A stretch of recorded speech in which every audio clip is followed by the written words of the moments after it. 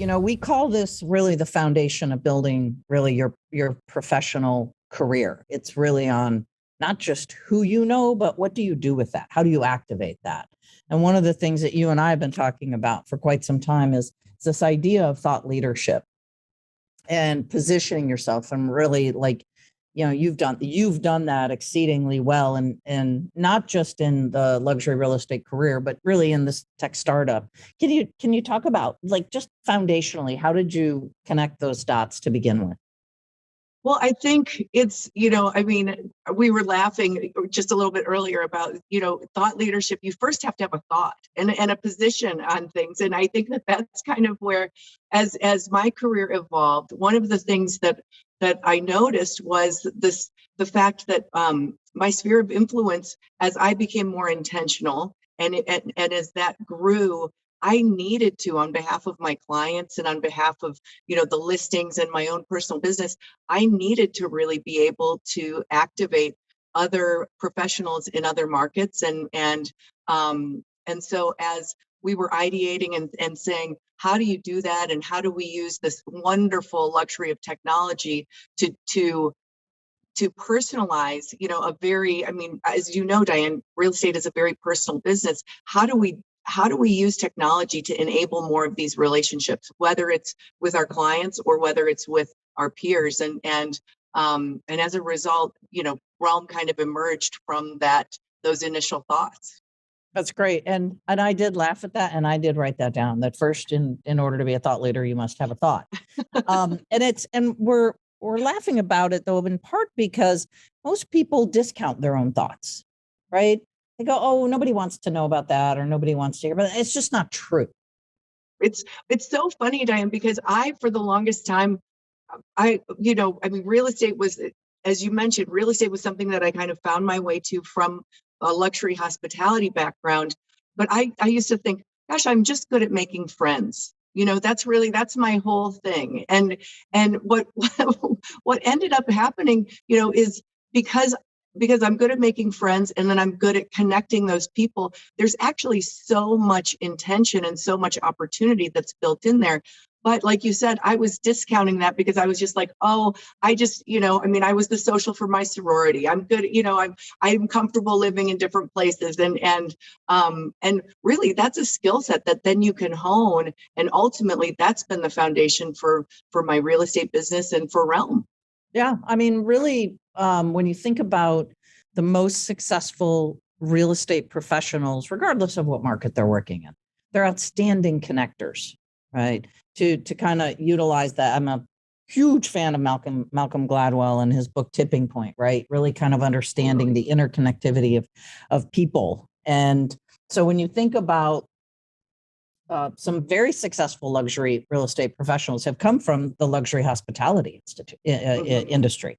And so when kind of back to this idea of thought leadership, right?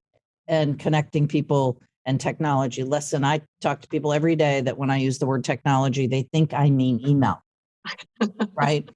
And again, I'm chuckling at it, not because it's real. The struggle here is real, to get people to embrace something outside of just sending someone an email, right? Mm-hmm. So can you take a minute and describe, when you founded Realm Global, right? You had this big idea. And what was the big idea? Well, I think, there is so much insight as thought leaders, or I like to say, as community builders, because I think that that's another really great way to describe a real estate professional, especially as you kind of get into that elite level of the profession.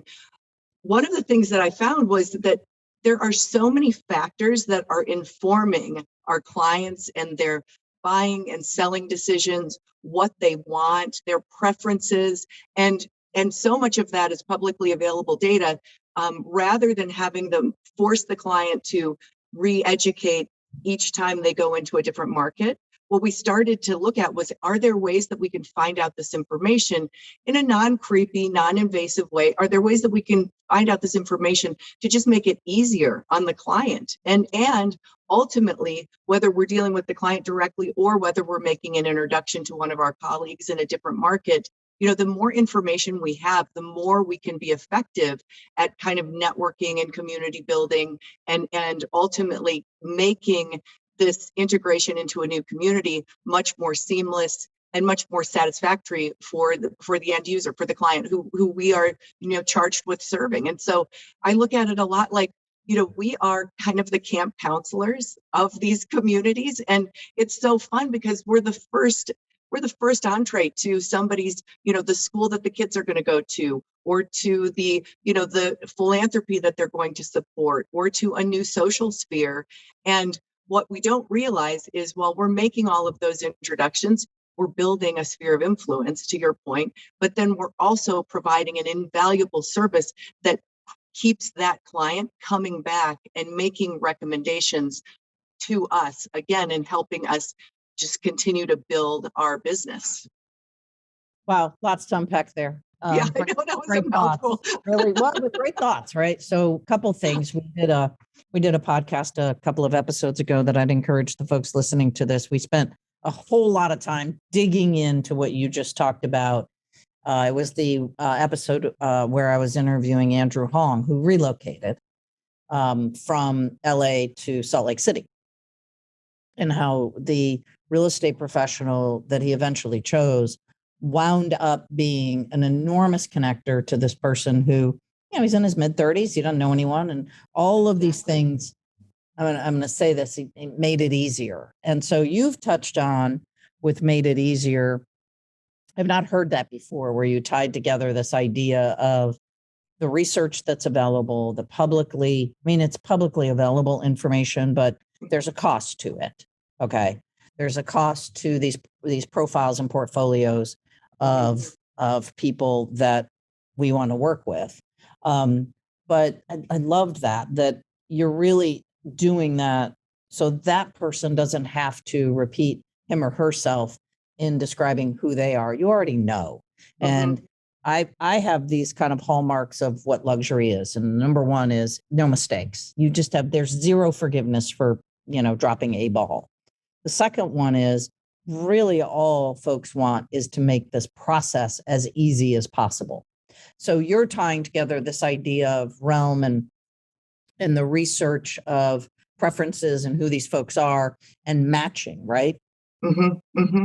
Well, I think, it is, you think about it like, and it's funny because the same people that built Realm built Match.com. And so it's like, you do have a relationship with your community. You do have a relationship with your home. And so when you think about it in terms of your lifestyle profile, what you're looking for, as a home buyer, is to build that relationship again in a new environment. And so how you do that, and how, it goes back to all of those kind of nuancy things that don't necessarily come through in an ad in the newspaper or in a banner on a website. All of those things are important, but it's all about kind of how you combine all of the different facets of marketing into one kind of cohesive message that then gets fed back to the client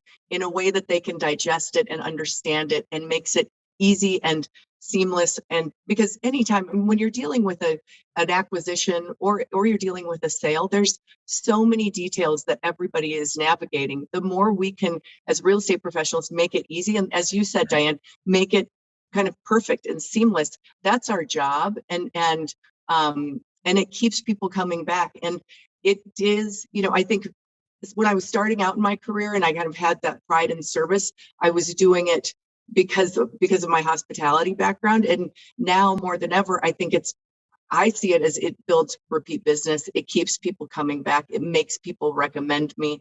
So it ultimately builds that sphere of influence that we're talking about as well.